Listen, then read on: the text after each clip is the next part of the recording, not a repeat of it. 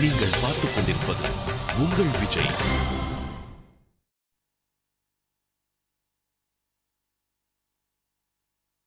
பேர் சூட்டு விழா அன்னைக்கு மாப்பிள்ள குடிச்சிட்டு வந்தாரா?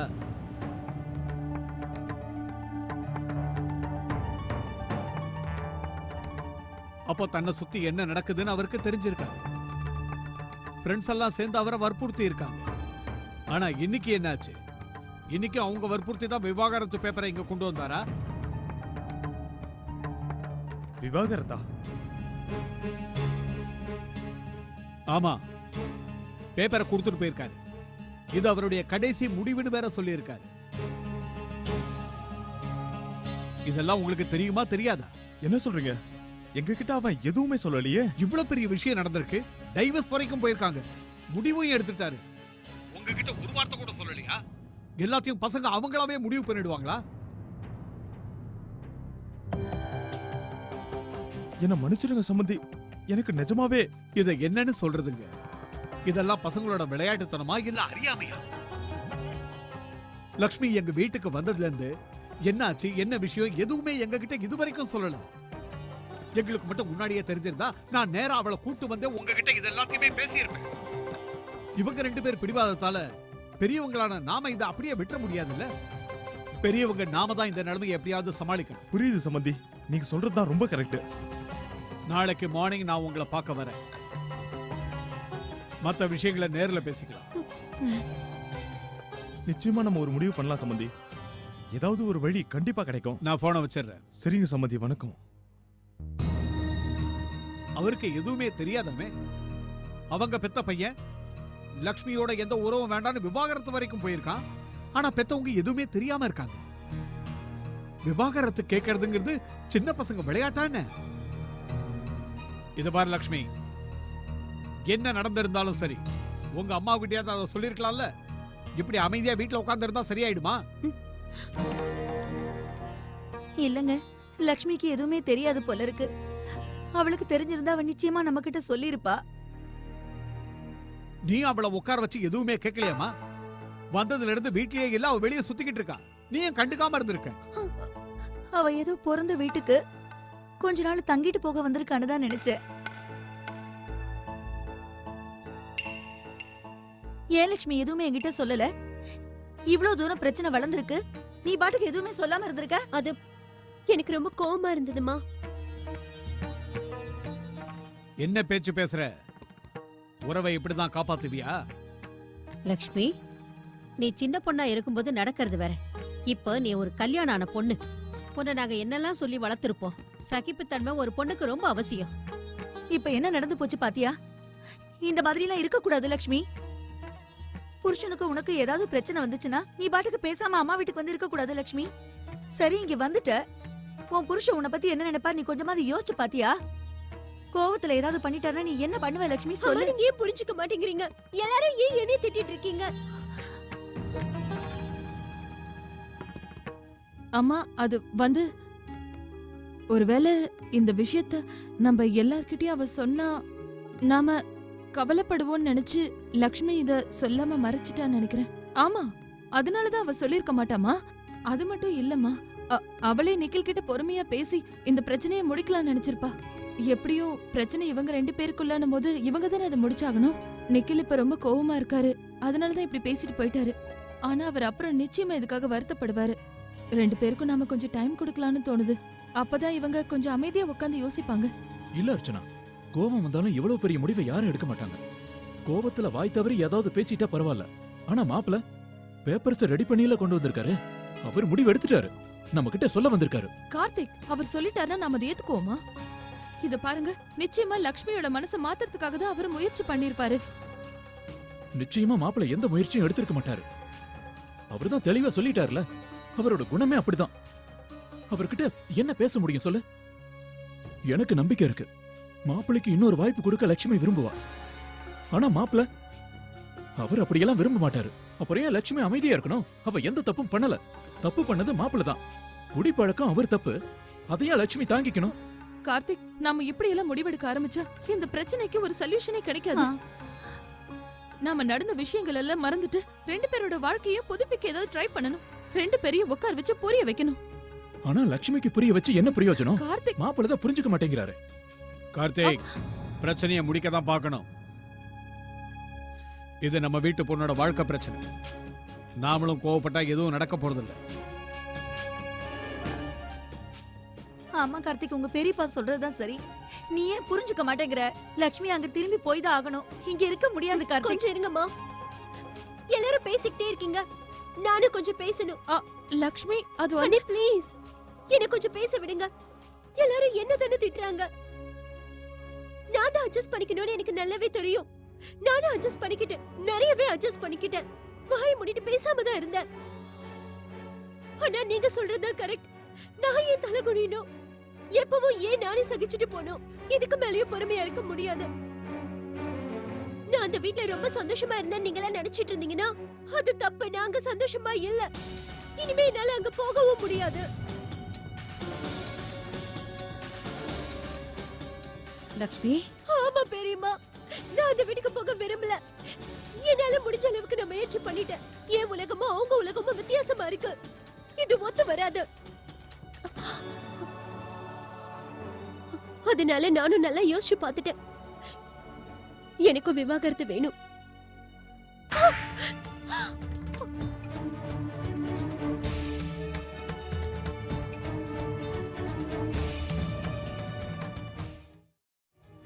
பைத்தியம் பிடிச்சிருக்கா உனக்கு? மூளை குழம்பி போயிடுச்சா என்ன? நீ என்ன சொல்லிட்டு இருக்கன்னு புரிஞ்சுதான் பேசுறியா? சொல்லு லக்ஷ்மி. இல்லம்மா, நான் தெளிவா தான் இருக்கேன். இனிமே எங்களால ஒண்ணா வாழ முடியாது. வாய மூடு. நம்ம வீட்டு பொண்ணுங்க இதுவரைக்கும் வாயை திறந்து விவாகரத்துன்னு பேசினதே கிடையாது. ஓ மரியாதையை நீ காப்பாத்திக்க. உறவை காப்பாத்திக்கிறதுக்கு பதிலா உறவை அறுத்துக்கிறத பத்தி எவ்வளவு சுலபமா நீ பேசுற. இந்த வீட்டு கலாச்சாரம் இது கிடையாது. பெரியப்பா, உங்க காலத்துல வேணா பொம்பளைங்க கொடுமையான வாழ்க்கைய சகிச்சுட்டு இருந்திருக்கலாம். ஆனா என்னால இப்படி ஒரு வாழ்க்கைய வாழ முடியாது. அதோட இன்னைக்கு விவாகரத்து பண்றது ஒண்ணும் பெரிய விஷயம் இல்ல. எல்லாத்துக்கும் ஒரு காரணம் இருக்கு பெரியப்பா. எல்லாத்தையும் தாங்கிட்டு இருக்க முடியாது. லக்ஷ்மி அது அண்ணி ப்ளீஸ் என்ன பேச விடுங்களேன். போதும், நீ ஏற்கனவே ரொம்ப பேசிட்ட. என்ன பேசிக்கிட்டே இருக்க? இப்ப நீ கோவத்துல இருக்க, தெளிவா பேசல. இந்த வீட்ல எல்லாரை விட நீ ரொம்ப சின்ன பொண்ணு. எங்களை பேசினா நாங்க பொறுத்துப்போம். ஆனா பெரியப்பா முன்னாடி கொஞ்சம் கூட மரியாதை இல்லாம பேசிக்கிட்டு இருக்க. மரியாதைய மறந்துட்டியா? அப்புறம் உன்னோட அண்ணி உன்னோட நல்லதுக்காக தானே இவ்வளவு தூரம் பேசிக்கிட்டு இருக்கா. நீ அவ வாய் அடைக்க பாக்குற. நீங்க கொஞ்சம் சும்மா இருங்க. நீங்க சொல்றதெல்லாம் புரிஞ்சுகிட்டு இருந்தானா அவளுக்கு இன்னைக்கு இந்த நிலைமை வந்திருக்காது. தயவு செஞ்சு நாங்க சொல்றத கொஞ்சம் புரிஞ்சுக்கோ லக்ஷ்மி. கல்யாணங்கிறது 1000 காலத்து பயிர். அதுல சின்ன பிரச்சனை பெரிய பிரச்சனை எல்லாமே வரும். ஆனா புருஷனும் பொண்டாட்டியும் சேர்ந்துதான் அந்த பிரச்சனைக்கு தீர்வு காணணும். உன் அண்ணன் அன்னைக்கு கூட தான் நடுவுல இந்த மாதிரி பிரச்சனை வந்திருக்கு. அவங்களும் இதே நிலைமையில தான் இருந்தாங்க. ஆனா எல்லாத்தையும் சரி பண்ணிக்கிட்டாங்கல்ல. இன்னைக்கு குழந்தை பெத்துக்கிட்டு எவ்வளவு சந்தோஷமா இருக்காங்க. ஆமாம்மா, உன் நந்தினி அக்காவும் வீட்டை விட்டு இங்க வந்தா. அவளும் வேதனையோட தான் இருந்தா. ஆனா 2 பேரும் பேசி சரி பண்ணிக்கிட்டாங்க. இன்னைக்கு அவங்களுக்குள்ள எந்த பிரச்சனையும் இல்ல. பெரியம்மா, நந்தினி அக்கா ஒரு வாயில்லாத போச்சு. அவங்களால அந்த வீட்ல நிம்மதியாவும் சந்தோஷமா இருக்க முடியுதா?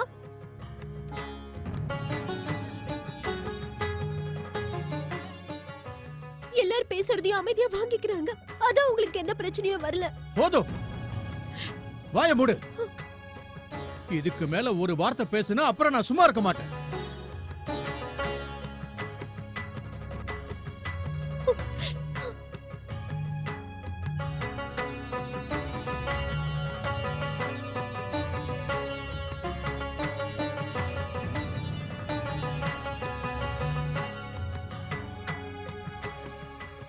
மாமா, நான் உங்ககிட்ட மன்னிப்பு கேட்டுக்கிறேன்.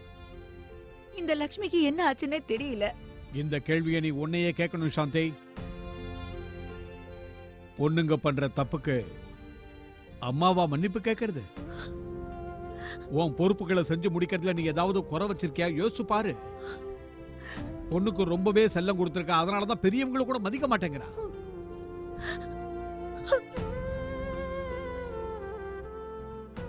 அவளை நாம சரியா வளர்த்திருந்தோம்னா இன்னைக்கு அவ வாயால இப்படிப்பட்ட வார்த்தைகளை நாம கேட்க வேண்டி இருந்திருக்காது. ஓ மனசாட்சியை கேட்டுப்பாரு, என்ன குறை வச்சோன்னு. நான் அவளை தடுக்கும் போதெல்லாம் எல்லாரும் அவளுக்கு சப்போர்ட் பண்ணீங்க, எல்லாரும் அவளை காப்பாத்த முயற்சி பண்ணீங்க. இன்னைக்கு எப்படி காப்பாத்த போறீங்க சொல்லுங்க?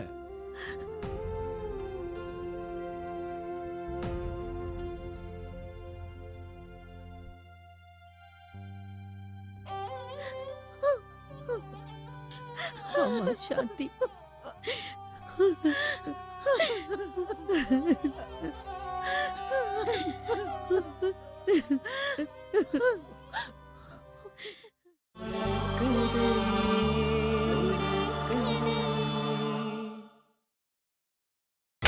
நீங்கள் பார்த்துக் கொண்டிருப்பது உங்கள் விஜய்.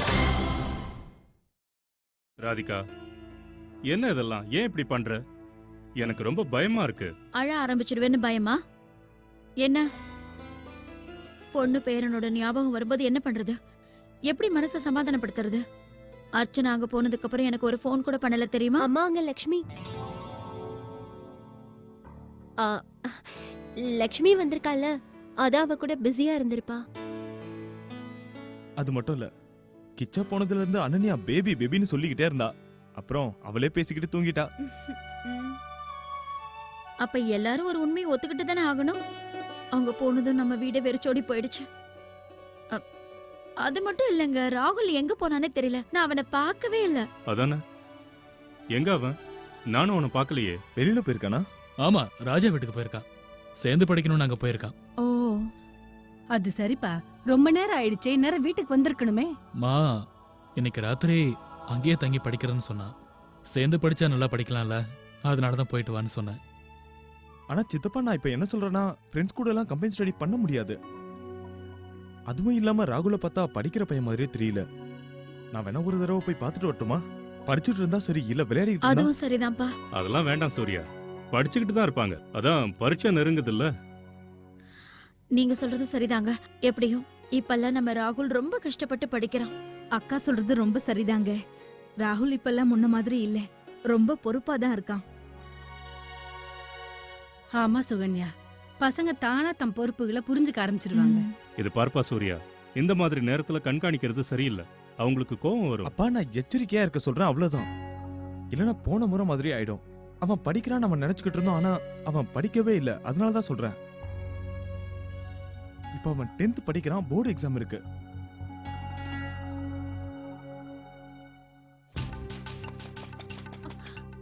லக்ஷ்மி, லக்ஷ்மி ப்ளீஸ் கதவு தர.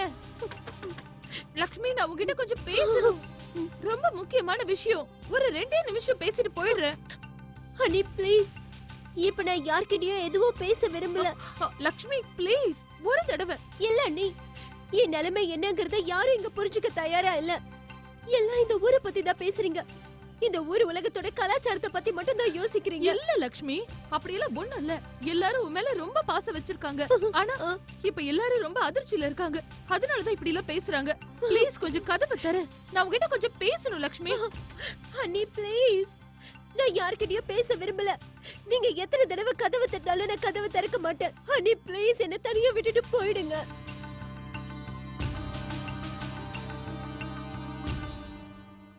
கடவுளே, இனிமே லக்ஷ்மியோட நிலைமை என்ன ஆகும்? அம்மா ப்ளீஸ், நீங்க அழாதீங்க. இந்தாங்க, இந்த தண்ணியை குடிங்க ப்ளீஸ்மா. வேண்டாம் கார்த்திக். அம்மா, அர்ச்சனா லட்சுமி கிட்ட பேசதான் போயிருக்கா. இப்ப வந்துடுவா. நான் சொல்றது கேளு. அர்ச்சனா, லக்ஷ்மிக்கு எடுத்து சொன்னியா? இல்லம்மா, அவ கதவை திறக்க மாட்டேங்கிறா. ஏன்? அது அவ நான் கொஞ்ச நேரம் தனியா இருக்கணும், விட்டுருங்கன்னு சொல்லிட்டா. கொஞ்சம் புரிஞ்சுக்கோங்கம்மா. இப்ப அவ ரொம்ப கோவமா இருக்கா. அவளோட கோவம் குறைஞ்சதுக்கு அப்புறமா நானே போய் அவகிட்ட பேசுறேன். அவளுக்கு நான் புரிய வைக்கிறேம்மா. உங்களுக்கு தான் அவளோட கோவத்தை பத்தி தெரியும்ல. அர்ச்சனா, நீதான் லக்ஷ்மியை பத்திரமா பாத்துக்கணும். அவளுக்கு எடுத்து சொல்லி புரிய வை. எவ்வளவு சீக்கிரம் முடியுமோ அவ்வளவு சீக்கிரம் அவங்க மாமியார் வீட்டுக்கு அனுப்பிடணும். இந்த விஷயம் அக்கம் பக்கத்துல தெரிஞ்சதுன்னா நம்ம பேரே கெட்டுடுமா? எல்லாருக்கும் என்ன பதில் சொல்றது? ஆனா அம்மா, நாம இப்படி அவசரப்படக்கூடாது. கார்த்திக், உனக்கு ஒண்ணும் புரிய மாட்டேங்குது. ஒரு வீட்ல இந்த மாதிரி ஒரு பிரச்சனை வரும்போது யாரும் பையன் பக்கம் இருக்கிற தப்ப சொல்லவே மாட்டாங்க கார்த்திக். பொண்ணு பக்கம் தான் சொல்லுவாங்க. என்னால எதை வேணாலும் தாங்கிக்க முடியும். ஆனா நம்ம வீட்டு மான மரியாதை மேல ஒரு சின்ன கரைப்பட்டாலும் என்னால தாங்கிக்கவே முடியாது கார்த்திக். நம்ம லக்ஷ்மிக்கு விவாகரத்துல எதுவும் நடக்க கூடாது. சமுதாயத்துல இது வரைக்கும் நம்ம தலை நிமிர்ந்துதான்ப்பா நடந்திருக்கோம். நாளைக்கு எல்லாரும் நம்மள கிண்டல் பண்ணுவாங்க. இல்லம்மா அப்படிலாம் ஒண்ணு நடக்காது. ப்ளீஸ் நீங்க கொஞ்சம் பொறுமையா இருங்க, தைரியமாவும் இருங்க. அப்பதான் லக்ஷ்மிய தைரியமா இருப்பா. ஆனா எல்லா பிரச்சனையும் மாப்பிள்ள பக்கம் தானே இருக்கு. அதுக்கு லட்சுமி என்ன பண்ணுவா? அவ எவ்வளவோ பொறுத்து போயிருந்திருப்பா. ஆனா மாப்பிள்ள அவரு பிடிவாதமா இருக்காரு. நாம தான் லட்சுமியை திட்டிக்கிட்டே இருக்கோம். ஒருவேளை லட்சுமிய நம்ம சமாதானப்படுத்தி அந்த வீட்டுக்கு அனுப்பி வச்சாலும் மாப்பிள்ள திருந்துவாருங்கிறதுக்கு என்ன கேரண்டி? அவர் பேசின பேச்சையெல்லாம் வச்சு பார்க்கும்போது ஒண்ணும் பண்ண முடியாதுன்னு தோணுது. இந்தாங்க.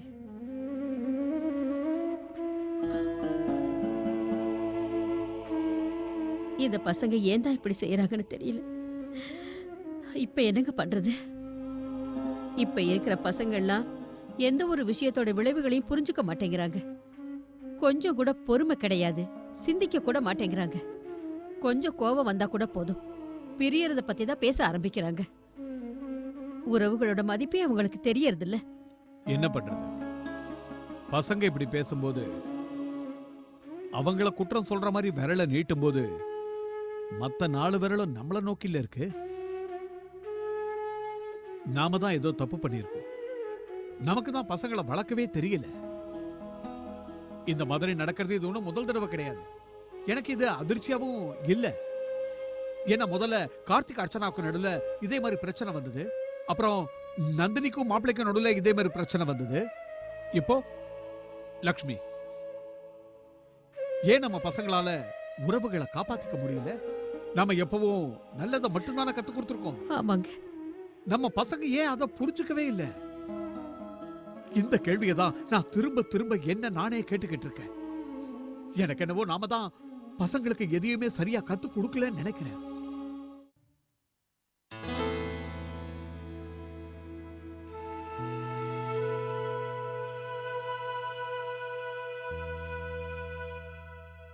வந்துட்டீங்களா கார்த்திக்? உங்களுக்காக தான் வெயிட் பண்ணிட்டு இருந்தேன். அது உங்க தங்கச்சி லக்ஷ்மி மேல இருக்கிற பாசத்துல தான் நீங்க அந்த மாதிரிலாம் பேசுனீங்க. ஆனா கார்த்திக், நாம ரொம்ப சீக்கிரமாவே அவங்க 2 பேரையும் உட்கார வச்சு பேசி சமாதானப்படுத்தணும். அவங்க 2 பேரும் சேர்ந்து வாழ்ந்தே ஆகணும். அவங்க பிரியவே கூடாது. அர்ச்சனா, நீயும் மத்தவங்க மாதிரியே யோசிக்கிற. எனக்கு மட்டும் டிவோர்ஸ் பிடிச்சிருக்கா என்ன? ஏன் எல்லாரும் என்ன தப்பாவே நினைக்கிறீங்க? நான் சொன்னதுல என்ன தப்பு? நான் லட்சுமியோட சந்தோஷத்தை பத்தி மட்டும்தான் யோசிக்கிறேன். மத்தபடி ஊர் உலகத்தை பத்தி எனக்கு கவலையே இல்ல. அக்கம் பக்கத்தை பத்தி கவலைப்படல. நமக்கு லட்சுமியோட வாழ்க்கை தான் முக்கியம். அவளுக்கு என்ன வேணும்னு பாரு. ஒருத்தர் குடும்பத்தை பத்தி யோசிக்கிறாங்க, ஒருத்தர் ஊர் உலகத்தை பத்தி. சரி, அப்படி யோசிக்கிறது கரெக்ட் தான், நான் இல்லைங்களா? ஆனா இப்படியெல்லாம் லட்சுமியை வற்புறுத்தினா சரியா இருக்காதுல்ல. இப்படியே விட்டா அப்புறம் நாளைக்கு அவளுக்கு விருப்பம் இல்லாம இந்த உறவை ஒரு பாரமா நினைச்சிட்டானா, இல்ல வேற மாதிரியும் நினைக்கலாம். அவ மாப்பிள்ளையோட சந்தோஷமா இல்லைன்னு என்ன பண்ணுவ? ஒருவேளை காதலிக்க முடியலன்னா, டைவர்ஸை நம்ம தடுத்துட்டோம்னா லட்சுமி விரதத்துல இருப்பா. நீ அப்ப சந்தோஷமா இருப்பியா?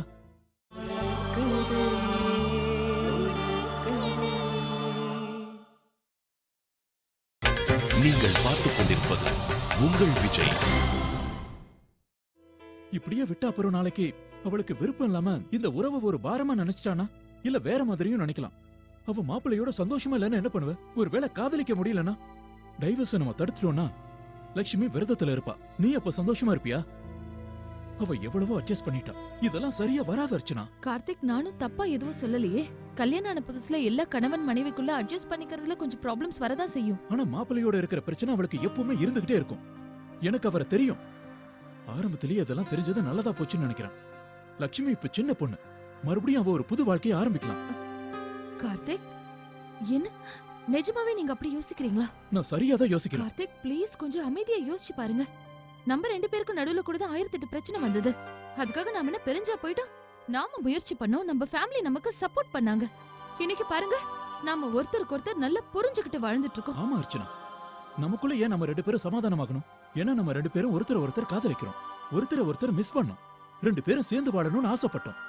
நம்ம பிரியறத பத்தி யோசிக்கவே இல்ல. ஆனா நீ மாப்பிளைய பார்த்தல, ரொம்ப ஈஸியா டிவோர்ஸ் பேப்பர்ல கையெழுத்து போட்டு கொடுக்கறாரு. அவரு லட்சுமியை காதலிக்கிறவரா? காதலிச்சிருந்தா இப்படி எல்லாம் பண்ணிருக்க மாட்டாரு. லட்சுமி எதுக்காக இப்படி ஒரு உறவுல கஷ்டப்படணும்?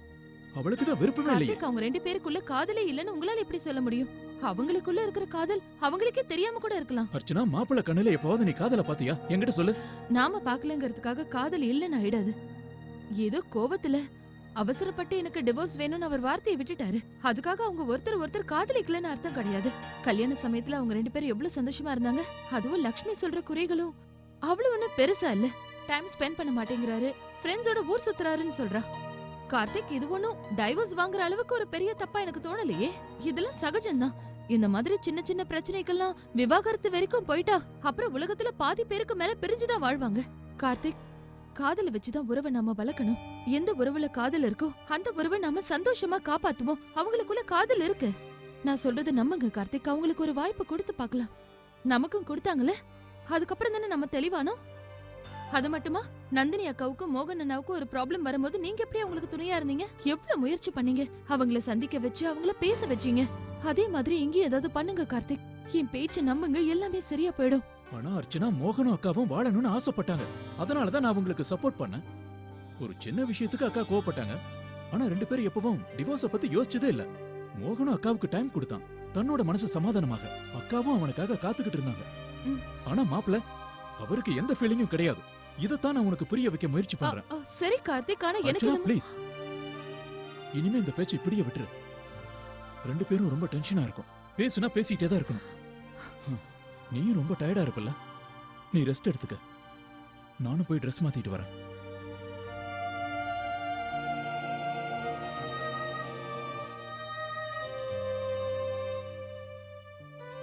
கார்த்திக், நீங்க சொல்ற மாதிரி இத பத்தி நாம நாளைக்கு பேசிக்கலாம்.